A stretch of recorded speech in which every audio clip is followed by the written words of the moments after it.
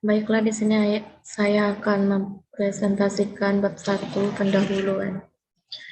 Sejarah sistem operasi. Pada tahun 1980-an, Microsoft pertama kali mengembangkan hasil temuan buatan yaitu Windows 1.0. Windows ini dirilis hanya untuk bersaing dengan kompetitor sistem operasi Apple Microsoft. Selanjutnya, pada tahun 1987, Microsoft kembali merilis sistem operasi terbaru yaitu Windows 2.0. Versi ini lebih populer dibanding pendahulunya karena memiliki beberapa fitur perbaikan pada user interface. Berselang beberapa tahun, Windows juga merilis Windows 2.1. Kali ini memiliki dua versi berbeda, Windows 286 dan Windows 386. Pada Windows 386 menggunakan mode virtual 8086 dari Intel 80386 untuk multitask beberapa program DOS dan model PAC. Memori untuk mengemulit perluasan memori menggunakan perpanjangan memori. Windows 286 menggunakan model memori mode serial, tetapi versi ini merupakan versi pertama yang mendukung High Memory Area yang disebut HMA. Maksud pada tahun 1990, Windows kembali merilis sistem operasi Windows 3.0. Pada sistem ini memiliki peningkatan pada desain, terutama karena memori virtual dan reliability driver, perangkat virtual flash disk yang memungkinkan untuk berbagi perangkat antara aplikasi multi-task-kit DOS. Selanjutnya, berselang 2 tahun, Windows secara resmi kembali merilis sistem operasi versi 3.1. Dalam versi ini memiliki fitur jaringan peer-to-peer. Kemudian pada tahun 1994 merilis yang diupdate oleh China yaitu Windows 3.2. Pembaruan pada versi ini hanya terbatas karena hanya memperbaiki masalah-masalah yang berkait dengan tulisan kompleks bahasa Cina. Setelah perkembangan cukup lama, Microsoft kembali merilis sistem operasi yang dikenal dengan Windows 95.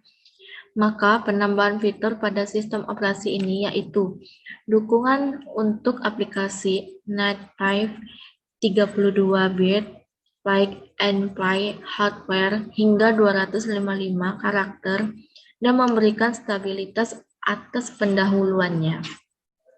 Windows versi 95 ini juga memperkenalkan desain ulang unsur interface yang berorientasi objek.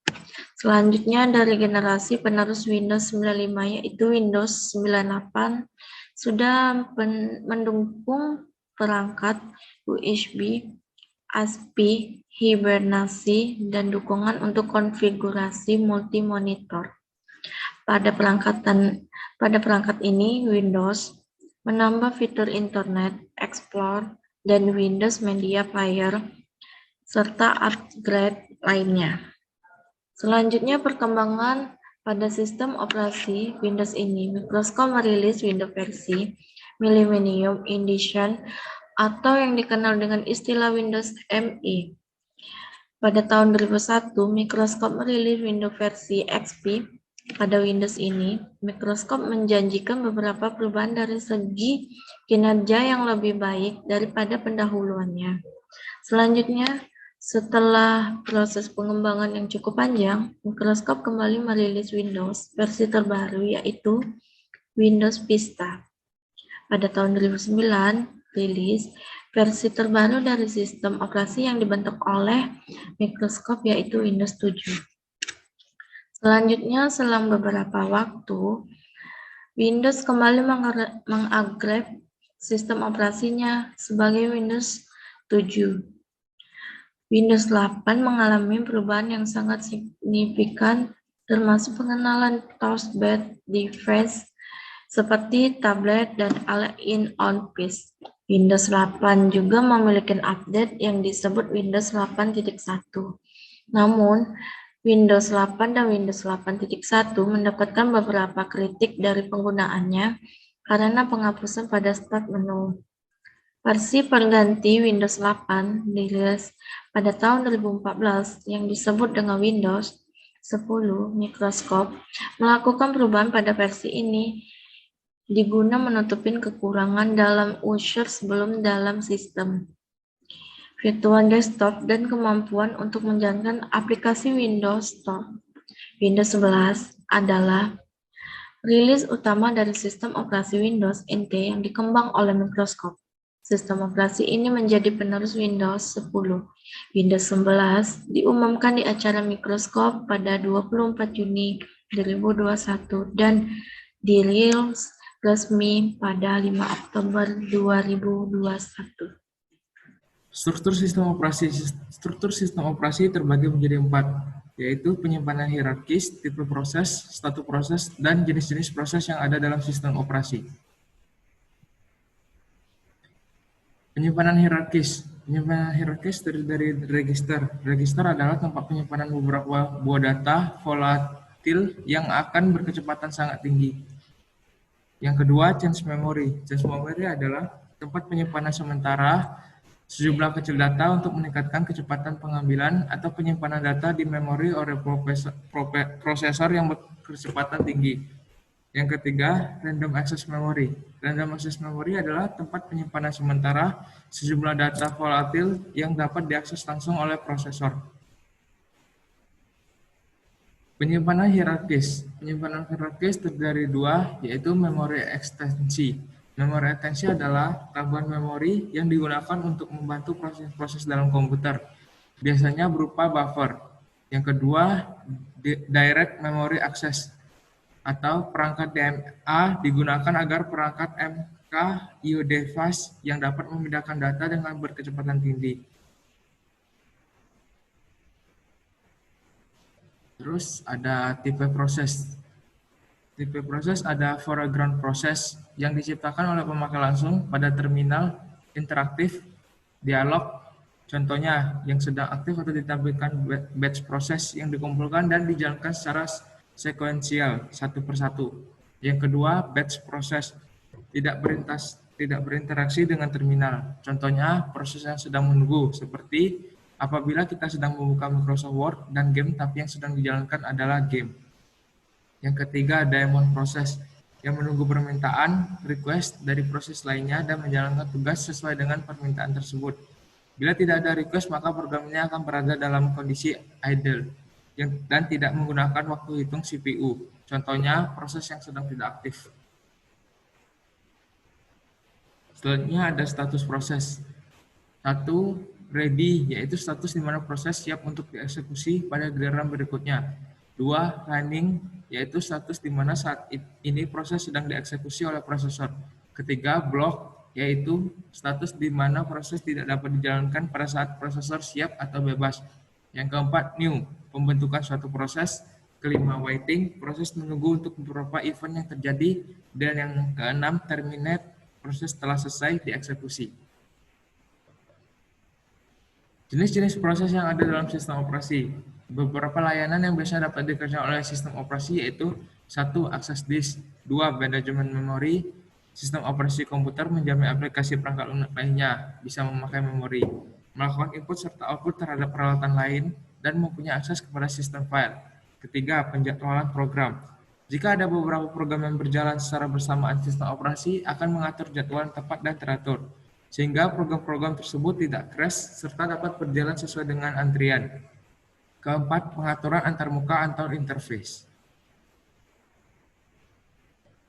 Selanjutnya ada penjadwalan proses sistem operasi Windows yang terdiri dari tipe-tipe penjadwalan, strategi penjadwalan, dan algoritma penjadwalan. Pertama, kita akan membahas tipe-tipe penjadwalan. Yang pertama, penjadwalan jangka pendek short-term schedule. Bertugas menjadwalkan alokasi pemroses di antara proses-proses ready di memori utama penjadwalan dijalankan setiap terjadi pengalihan proses untuk memilih proses berikutnya yang harus dijalankan. 2. Penjadwalan jangka menengah medium term schedule. Setelah eksekusi selama suatu waktu, proses mungkin menunda sebuah eksekusi karena membuat permintaan layanan masukan atau keluaran atau membagi suatu sistem call. Proses-proses tertunda tidak dapat membuat suatu kemajuan menuju selesai sampai kondisi-kondisi yang menyebabkan tertunda dihilangkan. Agar ruang memori dapat bermanfaat, maka proses dipindahkan dari memori utama ke memori sekunder, agar tersedia ruang untuk proses-proses lain. Kapasitas memori utama terbatas untuk sejumlah proses aktif. Aktivitas pemindahan proses yang tertunda dari memori utama ke memori sekunder disebut swapping. Proses-proses mempunyai kepentingan kecil saat itu sebagai proses yang tertunda. Tetapi, begitu kondisi yang membuatnya tertunda hilang dan dimasukkan kembali ke memori utama dan ready. 3. Penjadwalan jangka panjang, long term schedule. Penjadwalan ini bekerja terhadap antrian batch dan memilih batch berikutnya yang harus dieksekusi.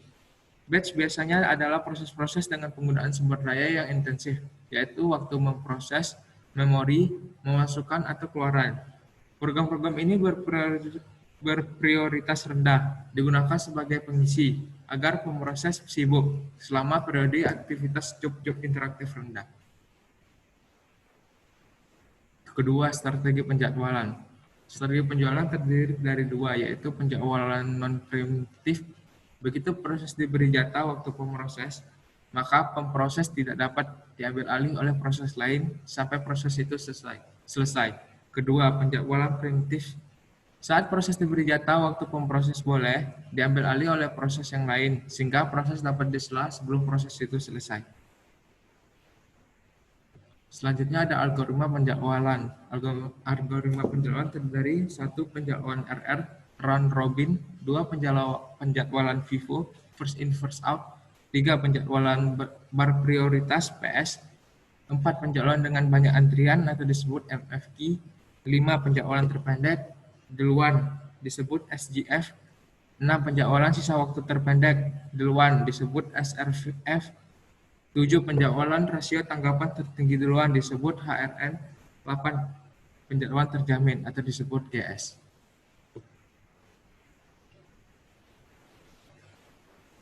Deadlock di sistem operasi Windows terbagi menjadi deadlock, karakteristik deadlock, metode untuk menangani deadlock, dan strategi untuk mencegah deadlock. Deadlock secara harfiah adalah kebuntuan di dalam sistem operasi, berarti suatu kondisi di mana sekumpulan proses tidak dapat berjalan kembali dan tidak adanya komunikasi antar proses. Definisi lainnya yaitu sekumpulan proses yang terblok yang tiap proses tersebut memegang sumber daya dan menunggu untuk mendapatkan sumber daya yang dipegang oleh proses di dalam kumpulan tersebut. Suatu proses menunggu suatu kejadian tertentu yang tidak akan pernah terjadi karena kejadian itu hanya bisa dilakukan oleh proses lain, atau suatu keadaan menunggu yang tidak akan pernah berakhir. Menurut Kaufman 1971, ada 4 kondisi yang dapat menyebabkan terjadinya deadlock. 4 kondisi tersebut tidak dapat berdiri sendiri, saling mendukung, yaitu 1. Mutual eksklusif, 2. Memegang dan menunggu, 3. Tidak ada preemption, 4. Circular wait atau menunggu berputar. Pada prinsipnya, kita dapat menangani deadlock dengan beberapa cara, yaitu menggunakan protokol untuk pencegahan atau penghindaran deadlock, memastikan bahwa sistem tidak akan memasuki kondisi deadlock. 2. Bisa mendeteksi terjadinya deadlock lalu memperbaiki. 3. Bisa mengabaikan deadlock. Hal ini dilakukan pada sistem operasi berbasis Unix. Strategi untuk mencegah deadlock. 1. Mencegah mutual exclusion. Mutual exclusion tidak dapat dihindari. Jika tidak ada sumber daya yang secara khusus diperuntukkan bagi suatu proses, maka tidak akan pernah terjadi deadlock. Namun, jika membiarkan ada 2 atau lebih proses mengakses sebuah sumber daya yang sama akan menyebabkan langkah yang digunakan adalah dengan spooling sumber daya, yaitu mengantrikan. 2. Mencegah hold and wait. Dilakukan dengan cara sistem harus terjamin bila suatu proses meminta sumber daya, maka proses tersebut tidak sedang memegang sumber daya yang lain, atau hold and release. 3. Mencegah non-preemption. Peniadaan non-preemption mencegah proses-proses lain harus menunggu. Seluruh proses menjadi preemption sehingga tidak ada tunggu-menunggu. Keempat, mencegah kondisi menunggu sirkular. Dilakukan dengan cara proses hanya boleh dilakukan menggenggam satu sumber daya pada suatu saat. Manajemen memori di sistem operasi Windows, yaitu ada beberapa manfaat mengatur memori utama, fungsi manajemen memori, multiprogramming dengan pemartisian statis, jenis-jenis partisi, strategi alokasi memori. Manfaat mengatur memori utama meningkatkan utilitas CPU yang sebesar-besarnya dan data dan instruksi dapat diakses dengan cepat oleh CPU. Memori utama memiliki kapasitas yang sangat terbatas sehingga pemakaiannya harus seefisien mungkin. Transfer data dari atau ke memori utama ke atau dari CPU dapat efisien. Fungsi manajemen memori mengelola informasi memori yang terpakai dan yang tidak terpakai, mengalokasikan memori ke proses yang memerlukan, mendealokasikan memori dari proses setelah selesai, mengelola swapping antara memori utama dan disk. Multiprogramming dengan pemartisian statis.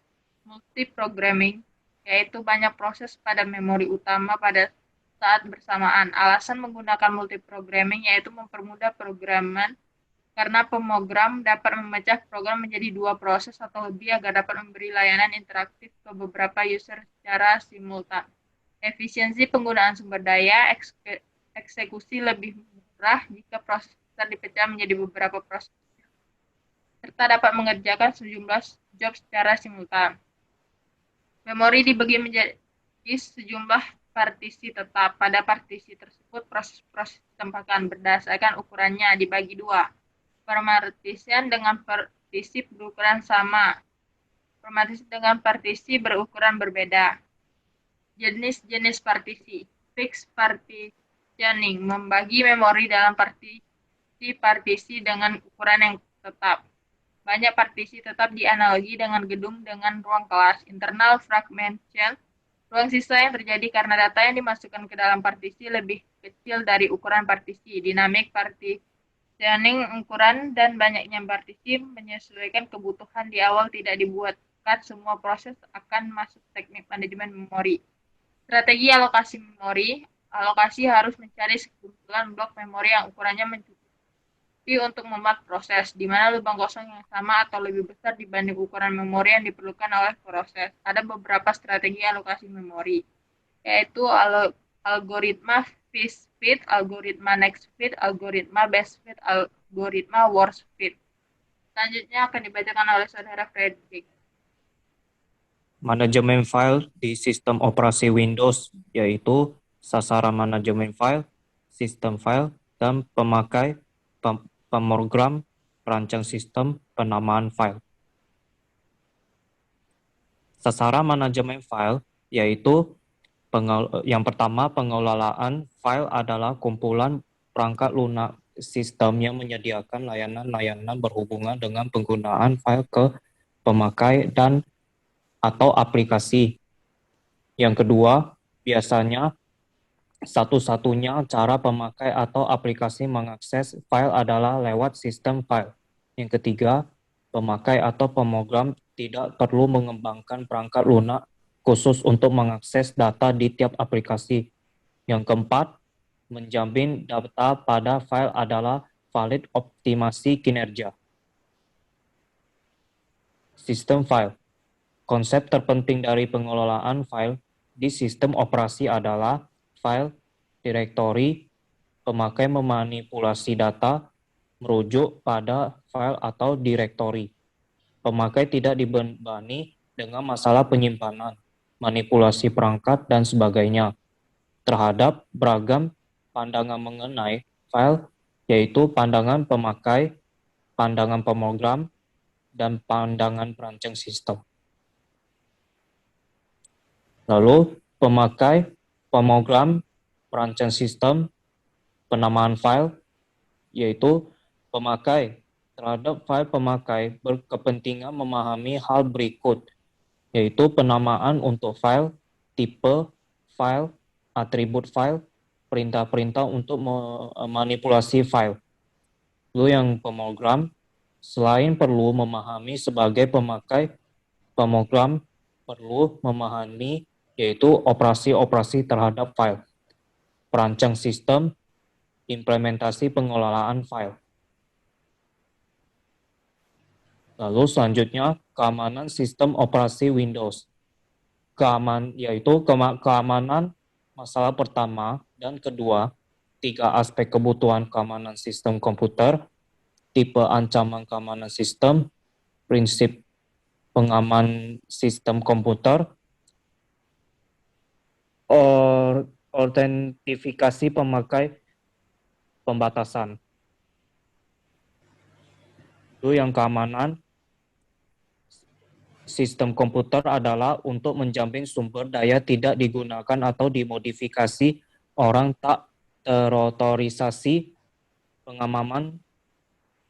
Pengamanan termasuk masalah teknis, manajerial, legalitas, dan politis.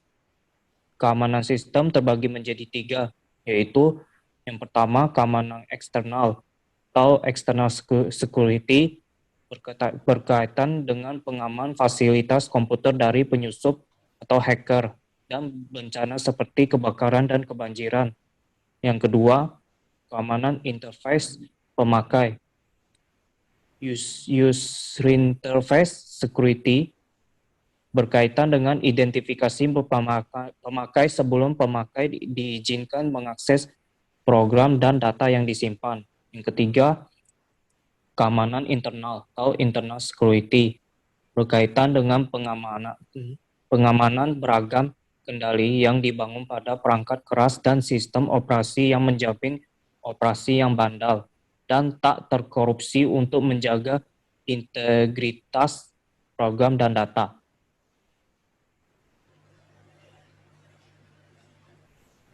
Lalu masalah pertama dan kedua, yaitu masalah pertama, kehilangan data atau data loss dapat disebabkan karena yaitu bencana, kebakaran, banjir, gempa bumi, perang, kerusuhan, binatang, kesalahan perangkat keras dan perangkat lunak. Yang masalah kedua, penyusup atau hacker, terdiri dari penyusup pasif, yaitu yang membaca data yang tak diotorisasi, penyusup aktif, yaitu mengubah data yang tak diotorisasi. 3 aspek kebutuhan keamanan sistem komputer, yaitu yang pertama, kerahasiaan atau sekresi, adalah keterjaminan bahwa informasi di sistem komputer hanya dapat diakses oleh pihak-pihak yang diotorisasi dan modifikasi tetap menjaga konsistensi dan keutuhan data di sistem. Yang kedua, integritas atau integrity, adalah keterjaminan bahwa sumber daya sistem komputer hanya dapat dimodifikasi oleh pihak-pihak yang diotorisasi. Yang ketiga, ketersediaan atau availability adalah keterjaminan bahwa sumber daya sistem komputer tersedia bagi pihak-pihak yang diotorisasi saat diperlukan.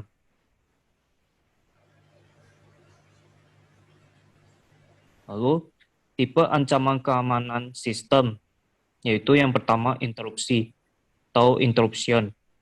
Sumber daya sistem komputer dihancurkan atau menjadi tak tersedia atau tak berguna.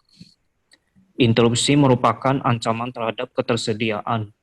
Contohnya, penghancuran bagian perangkat keras seperti hard disk, pemotongan kabel komunikasi. Yang kedua, intersepsi atau interception.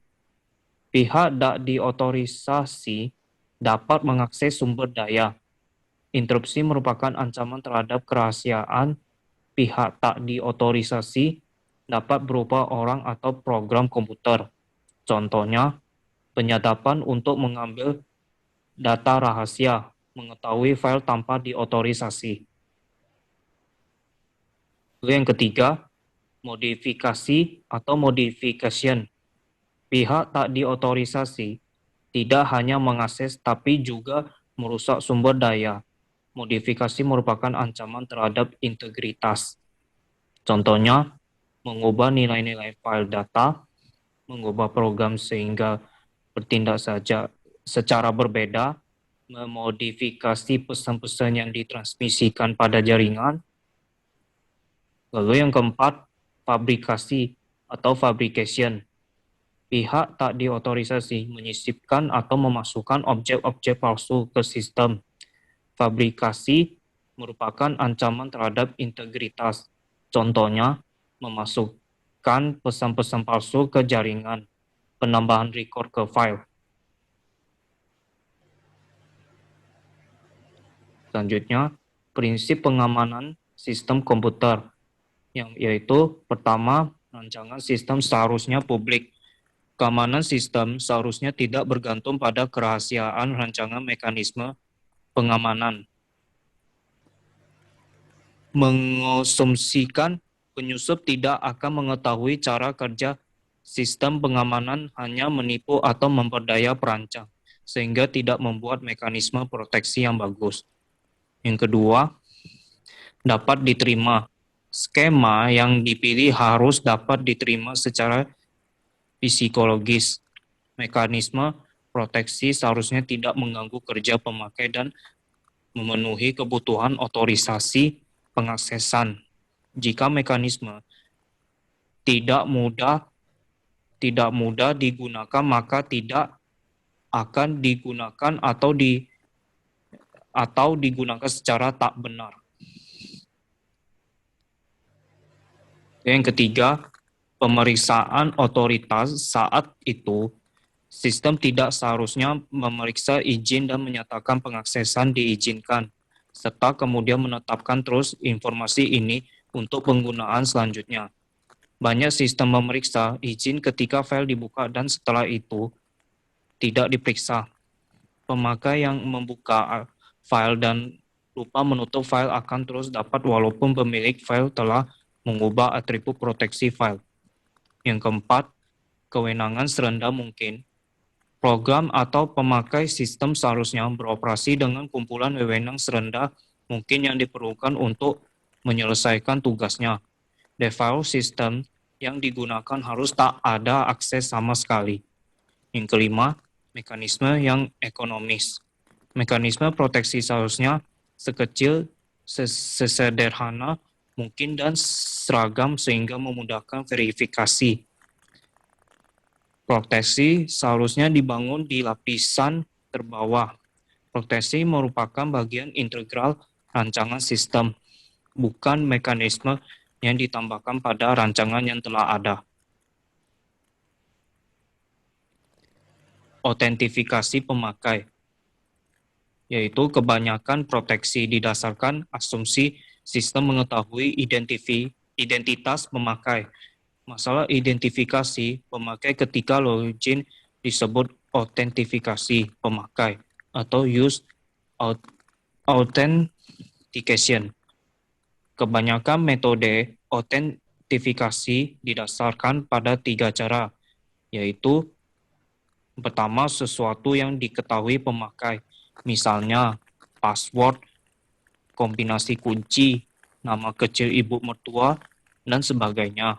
Yang kedua, sesuatu yang dimiliki pemakai, misalnya badge, kartu identitas, kunci, dan sebagainya. Yang ketiga, sesuatu mengenai atau ciri pemakai, misalnya sidik jari, sidik suara, foto, tanda tangan. Lalu yang yaitu pembatasan yang dilakukan sehingga memperkecil peluang penembusan oleh pemakai yang tak diotorisasi. Misalnya, pembatasan login. Login hanya diperbolehkan yaitu pada terminal tertentu. Hanya ada waktu dan hari tertentu. Pembatasan dengan callback. Login dapat dilakukan siapapun.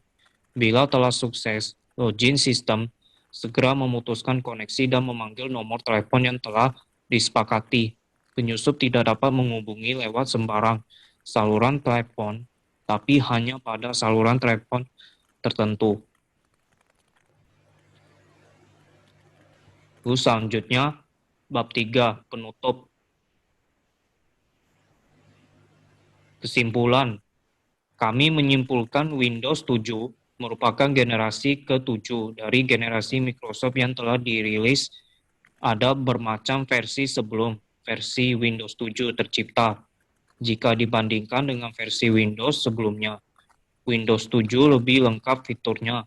Adanya fitur gadget, kita bisa mempermanis tampilan desktop sesuai keinginan kita. Berikut sistem operasi yang kami observasi yaitu Microsoft Windows 7 Professional.